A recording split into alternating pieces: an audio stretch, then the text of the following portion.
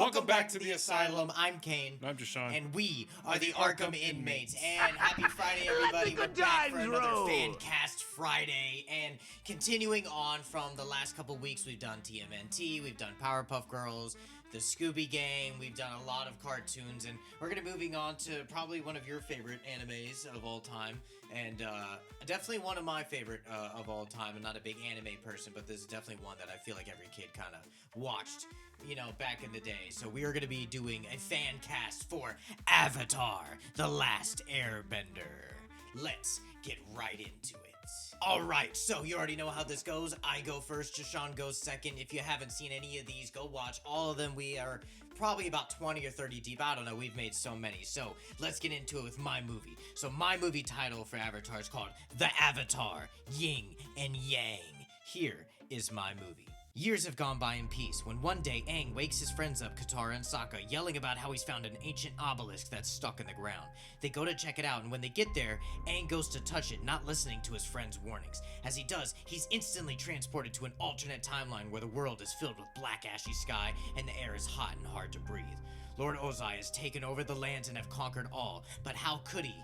Where was the Avatar in this world, Aang asks himself. So, he sets out to go find the sphere that he came out of when his friends found him the first time. He opens his up, expecting to see another version of himself step out, but it's quite the opposite. A version of Zuko falls to his knees, gaining consciousness. In this timeline, Zuko was the Avatar, and Aang died in the genocide of his people. Zuko's father, knowing that his son would stop him one day from conquering the world, imprisoned him forever. Now, out and ready for revenge, Zuko and Aang team up as both avatars to take on the entire Fire Nation and Lord Ozai himself. But how will Katara and Sokka get Aang back to his original timeline? So what do you think? No, You don't like any of it? not really. Only because I'm such a hardcore Avatar fan. Like I literally have it tattooed on me. Yeah. It just like What too sci-fi? yeah, it's too sci-fi for me. It's like such a nature grounded show where Yeah, I know. but I mean I had to do something different, though, I 'cause- thought you were gonna go for Ozai won the war. No, Yeah. it was more in the sense of I feel like if you went that route, it would have been more. Oh, you think that would have been better? If you were gonna go like sci-fi, I would have rather you done Ozai won the war and find out like why and how, and he never like made it out of the ice or something, and they gotta like try and do something to. Yeah, but I was kind of wanting to do like a multiverse thing in the sense of like I said at the beginning, like years have passed. Well, I guess my cast is older. I too, guess my problem so is, it's like not really like ancient. Like no, not just that. It's the Zuko being the Avatar, like how I know, right? But isn't that cool? It's fresh. That would be a cool idea. It's like I'm imagining it like you're watching a movie. Well, just hear me and out he real steps quick. it out, and he's like That's Zuko. That's not what I have a problem with. He's in the ice sphere, but they're the Fire Nation. Well, I didn't say ice sphere, so I kind of skipped over it, to be honest. Well, what I could they have actually trapped him wrote, in? what I actually wrote is that he's in the same sphere, but it's a dark and crystallized like crystal. So it's not really like ice. So it's like a at the end of like Fantastic Four when they get Doom, and they like trap him in that like thing. So his father basically used heat and everything in the earth to like trap him in this like cocoon that's like cement. Okay. But like since he's the Avatar, he like basically went into a coma, so he didn't die. So he didn't kill us, and he just entrapped it. It's not ice. But I just that's better. mine's a lot longer. But Yeah, it's better to explain it, but mine's a lot longer, and I needed to fit that minute, so I couldn't say every single thing. well, another thing about the show is like Zuko's character development. It's honestly not even just the show. It's like in characters and like all of like storytelling. Zuko's top 5. Like if you were gonna ask somebody, I feel like in my opinion on redemption arcs. So for his dad, when Zuko, all he ever wanted was his father's approval. So I feel like his dad wouldn't Exactly. do something like that because he knows he'd be able to manipulate his son. Like, you want my approval, you're the Avatar, you're going to be my heir to do this, this, and this. The reason he has that redemption arc and he becomes Zuko and his own person is because of his uncle and the shit he has to go through with being banished. I don't feel like his dad would know, like, oh, he's going to stop me one day. So I was thinking of it in the sense when he's the Avatar and he knows he's the Avatar, he knows he has to bring balance. So he know he can't be evil. Like, I know that there's many avatars that have been evil that can just do whatever they want because the power isn't really in the sense of like, oh, it's like there's no really rules or guideline that they have to follow. You know what I mean? They follow the moral justice of the code of balancing the nations, but they don't have to. So like I get what you're saying of like Zuko could just be like, oh fuck it, I'm gonna use these powers to help Dad. But I was thinking of it in the sense of like you said, like Zuko, I kind of like when we were talking about like Draco way back then when the Harry Potter, like he's kind of like, I don't ever thought Zuko as evil. You know, I just thought it as, oh, I want to impress my father, who is evil, so I will be evil-er to get his approval. But then after his father's defeat, you know, after all that, he's not evil. Like, there's evil characters that are just born straight evil, like, let's say Voldemort, right? Evil. His sister. Yeah. But then there's people that are like, I'm in this life, I have to live this life, I might as well live it flourishingly, which you have to do evil.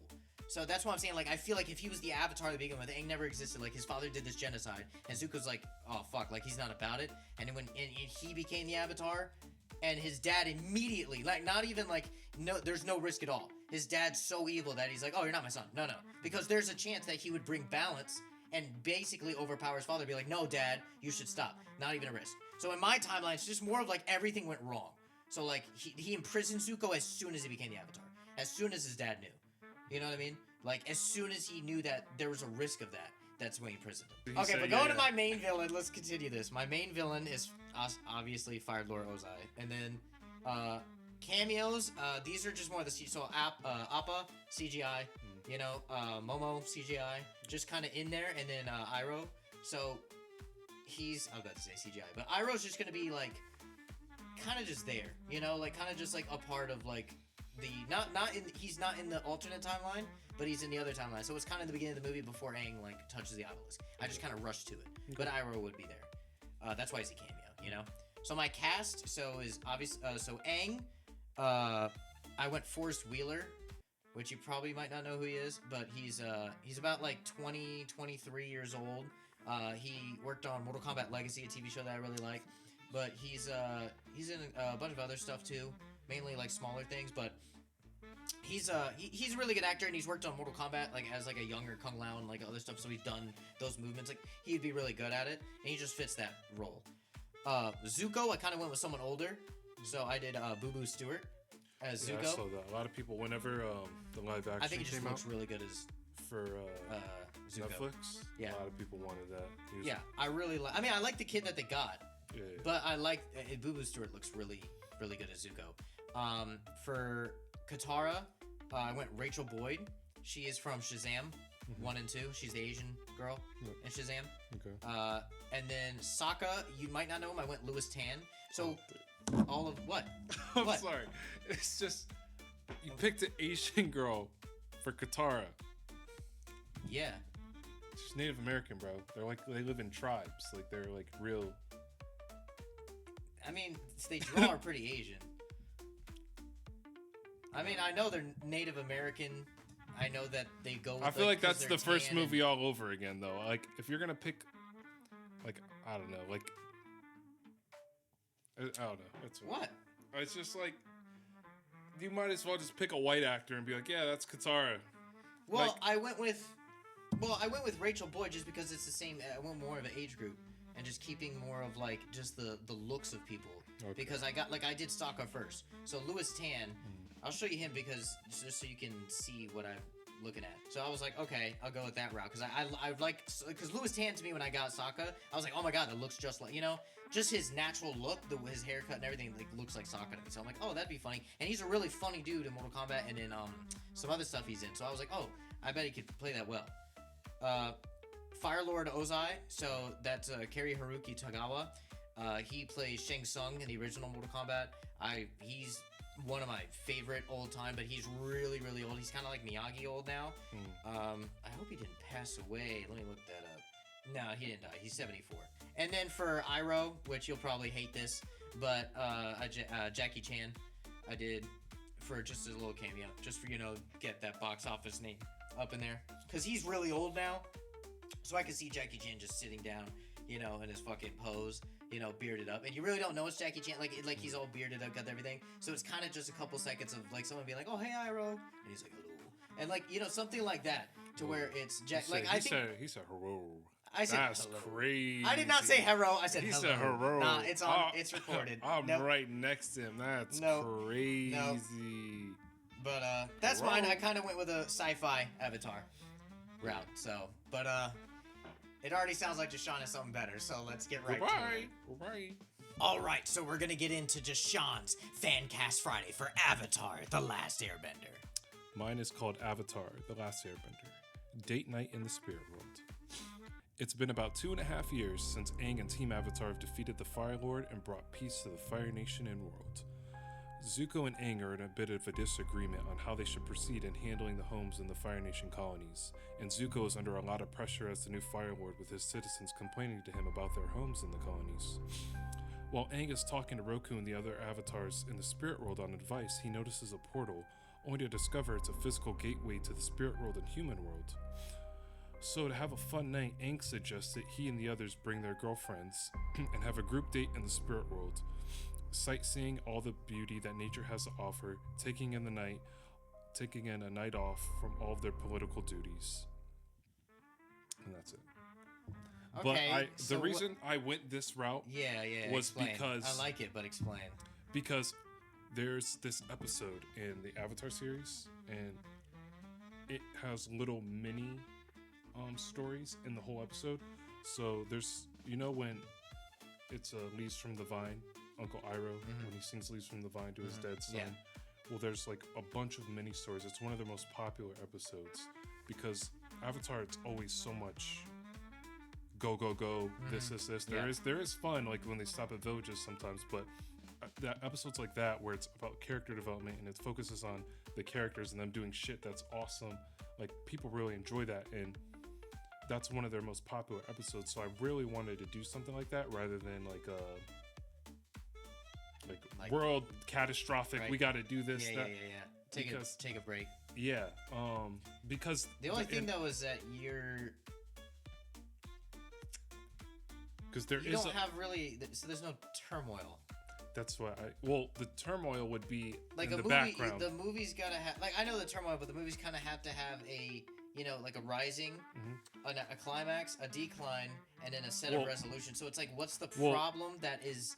The problem is because in the comics, do you know what the Fire Nation colonies are? Yeah. Okay.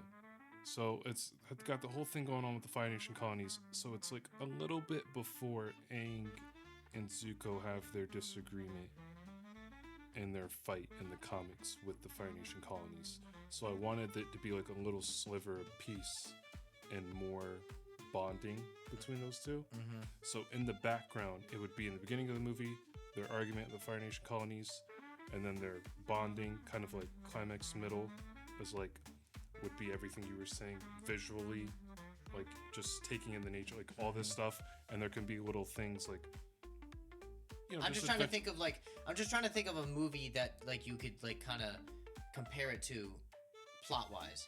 Like, I feel like every movie, even like the silly movies, like Twilight or something, like, yeah, it's a love story, but then there's other vampires trying to kill them.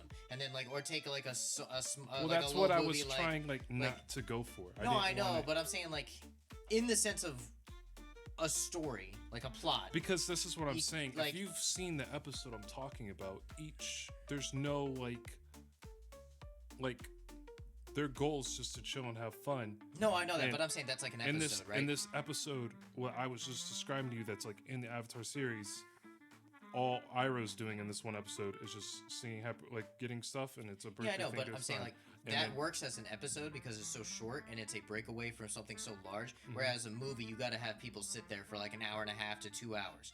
That's why I was saying when they get into the spirit world, they could have like a little adventure of doing something. Like, see, the only thing that I would change, right, is like a little bit of turmoil for me, just for like to keep it more of a standard plot. Maybe when they're like in the spirit like, world or something, they're still arguing about some shit. Well, not that. I would say like it switches to a side story of they go to the spirit realm and then someone closes the portal from the outside. We don't know who, and it's just like a secret assassin type thing. They get stuck in, and then they have to find a way to get out to help their people. and you can end the movie with not knowing who did it. Maybe the sequel is like, oh my god, someone like a betrayal or something. And then you have like this good about like, let's say an hour, like you said, the first hour is just beautiful scenery, beautifulness, like us, like, oh my god, we're taking a breather. But then we get that moment of seeing a hand come into frame, turns the portal off, you know, in a sci-fi type way, but like in a physical way, turning the portal off or breaking the portal and trapping them in there. And now all of your best defenses, the Fire Lord, the Avatar, and the girlfriends, the most powerful people, can't protect their people. And then you can end the movie kind of like Endgame, to where like, oh, like, what the fuck? And then that's the only thing, you know, you see what I mean? Of a story. Of I could see them getting trapped and then trying to something figure like a way that, out. to where it's like we need something to do rather I than would like want, we go party and then we but leave. I would more so want like the portal to close and they got to figure out a way to reopen it. Yeah, I wouldn't want. I'm like just a saying villain. that is literally, there's no villain, there's no anything. We don't need to add any arc. It's just a little bit of turmoil. That's probably what I would do to change my saying. story. Just because I feel like yours would work as a great just 50-minute episode even, but it's also like you got to sit a person down and keep their interest for, you know what I mean? That's what I'm saying. That's the only thing I would change. But I really like your story. I think it'd be dope. Like visually would be dope to see like the CGI and the ancestral, you know, to put some fucking money into that. Yeah. So my cameos would be Iroh, Toph, and Azula. Okay. Because Toph doesn't have a boyfriend, so she wouldn't really be part of the, you know what I mean, going into the spirit world. Right. Like on date night. Okay. She'd be like a fifth wheel or some shit. Okay, like, okay. You know what I mean? Cool. So, and plus Toph isn't really, she can't see. Like she could, like she's not gonna be sightseeing. You know what I mean? Yeah. That'd be funny. But for Iroh, I'm keeping the same actor as the Netflix actor. I feel like I just really cannot imagine someone better. They just perfect casted. Yeah, it's like they hit it. Yeah. For Toph, Ella Gross, I picked a bunch of people that I already knew based off of when Netflix was originally coming out with the live action. A lot of people were already fan casting. So in the back of my head, I already know actors who were fan casted that I personally. You would have to. I'd either nitpicked. have to see or you'd have to say a movie or something. I'm gonna have to show you most of these actors because they're like one girl I picked that was really popular at the time is an ice skater. Oh, okay. It's like, but she's like a figure that could, like, you know what I mean? She's in the limelight of on TV. Yeah, You know what I mean? Aang, I'm keeping the same. He's like From Netflix? Yeah, he's like 15, 16 right now. He played it good. Yeah. I didn't watch the full thing, but he played it really good. I've seen a good Katara amount of would be his date. Sienna, I don't know how to pronounce her last name. Maybe you try. I'm gonna fucking butcher that. clips. Sienna Agadong. Agadong. I hope I didn't offend a whole nation right there, but Agadong. Offended the water tribes, but this is her. Oh hell yeah, that totally works. And then for Zuko, I don't know how to pronounce his name either, but he's a very popular Asian actor. He plays the live action in Zorro for One Piece. Oh, that guy. Yeah. McKenyu. McKenyu. Yeah. Yeah. He has like his first name, and everyone knows him by his first name. There's no last name. Yeah. Isabella Wei for May for Zuko's date. Sokka, Forrest Goodluck. Forrest, good luck, Forrest. Oh yeah, that works. Oh yeah. 'Cause Wait, I know him. I like his face That's shape the and dude stuff. from Oh man, I know him. He's in Fuck. Yeah. Pet Sematary? Yeah. Pet Cemetery. Pet Cemetery. Yeah. So, and then for Suki, same actress. I met her at fucking Comic-Con. Yeah. Dude. Yeah. That's good. All right, so we're gonna see whose is better. All right, so you've heard both stories. You've heard mine, the Avatar, Yin and Yang. And mine, Avatar: The Last Airbender, date night in the spirit world. Which one do you think is better? Which one would you rather go see if you had all of the elemental powers of the Avatar and you had to abolish all fucking movie theaters that could play my movie or his movie? Which one would you abolish? Would you abolish his movie or would you abolish my movie? You'd probably abolish mine. Apparently I missed all the fucking beats on Avatar or whatever. Apparently I whitewashed everything. Apparently I just Shyamalan this whole fucking thing. But whatever. He definitely had a better story. I might wave the white flag on this one. This is definitely his go-to TV show. My name is No. Katara. Oh my god. Katara. Isn't that a Native American name? No, it's Asian. Oh my. Katara. No.